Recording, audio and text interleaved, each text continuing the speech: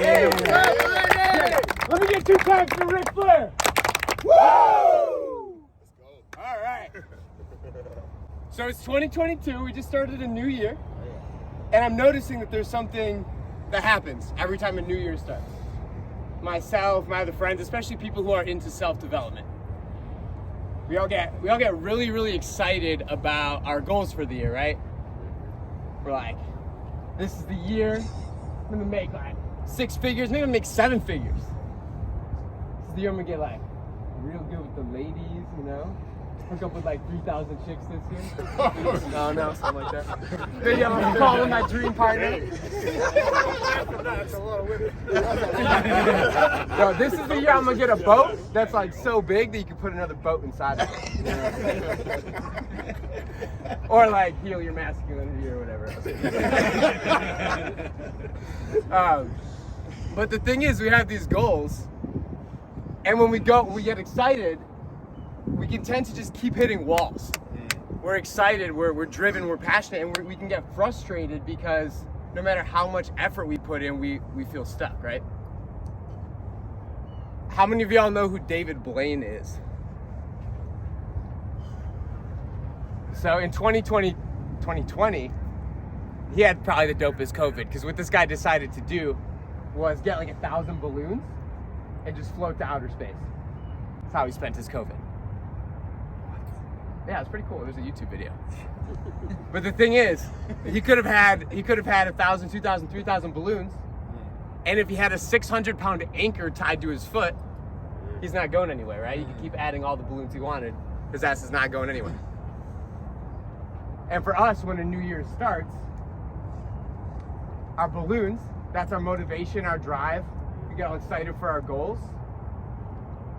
It could even be our trauma that says we need to be successful and driven, and that's how we get worth. But we don't realize what's actually holding us down is that anchor.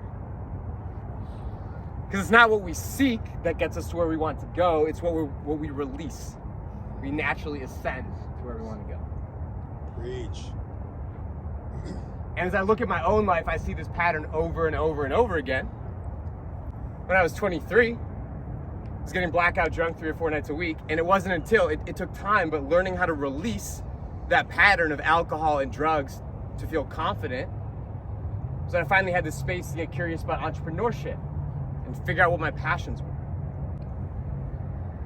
About a year after that, I made the hardest decision of my life, which was to literally release my entire identity, my fancy corporate lifestyle, move all my possessions into a van, and travel for 2 years.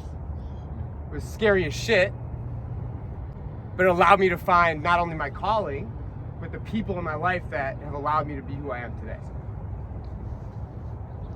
And my favorite one, last year I was leading this coaching community.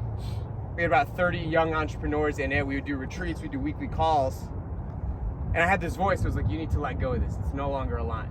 But in my mind was like, no, you have to stay because people are getting an impact and this is how you're gonna make money. And after months of not listening, I finally did it. I finally called my partner. I was like, we need to kill this thing.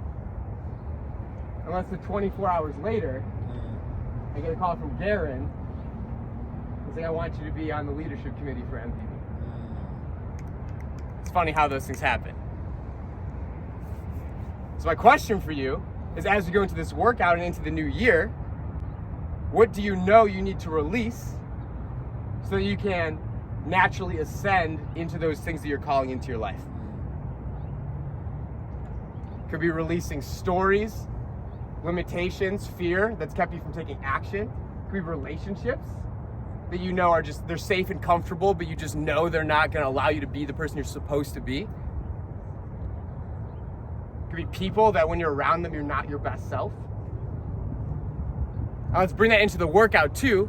What stories or patterns are keeping us from being our fullest expression when we're moving our body? Maybe it's a fear of how we look, a fear of, oh, if I work out too hard, I'm gonna be tired for the rest of my day. Whatever those things are, can we move past any stories that limit our ability to show up fully in this space as well? Yeah.